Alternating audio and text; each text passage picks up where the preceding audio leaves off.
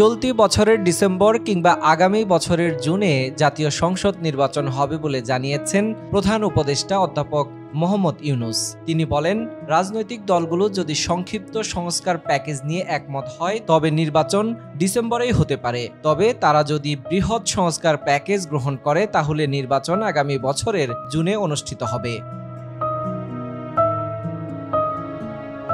জাতিসংঘের মহাসচিব Antonio Guterres আজ শুক্রবার ঢাকার তেজগাঁওয়ে প্রধান উপদেষ্টার কার্যালয়ে মোহাম্মদ ইউনূসের সঙ্গে বৈঠক করেন। এ সময় প্রধান উপদেষ্টা নির্বাচনের সম্ভাব্য সময় নিয়ে কথা বলেন।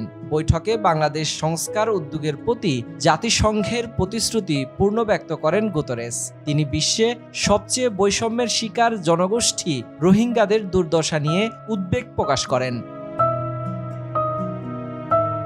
প্রধান উপদেষ্টা বাংলাদেশের সংস্কার প্রক্রিয়া সম্পর্কে জাতিসংঘের মহাসচিবকে অবহিত করেন।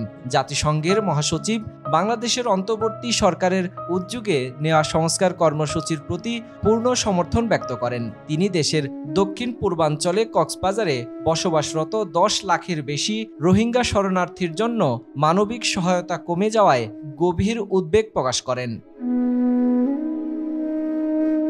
কক্সবাজারের শরণার্থী শিবিরে বসবাসরত 12 লাখ রোহিঙ্গার জন্য মানবিক সহায়তা হ্রাস নিয়ে গভীর উদ্বেগ প্রকাশ করে জাতিসংঘ মহাসচিব বলেন, পৃথিবীতে এতটা বৈষম্যের শিকার অন্য কোনো জনগোষ্ঠী আমি দেখিনি। তিনি বলেন, আন্তর্জাতিক সম্প্রদায় রোহিঙ্গাদের ভুলতে বসেছে। মানবিক সহায়তা কমানো একটি অপরাধ উল্লেখ করে গুতেরেস বলেন, পশ্চিমা দেশগুলো এখন প্রতিরক্ষা খাতে ব্যয় দ্বিগুণ করেছে, কিন্তু তখন আবার বিশ্বজুড়ে মানবিক সহায়তা সংকুচিত হচ্ছে।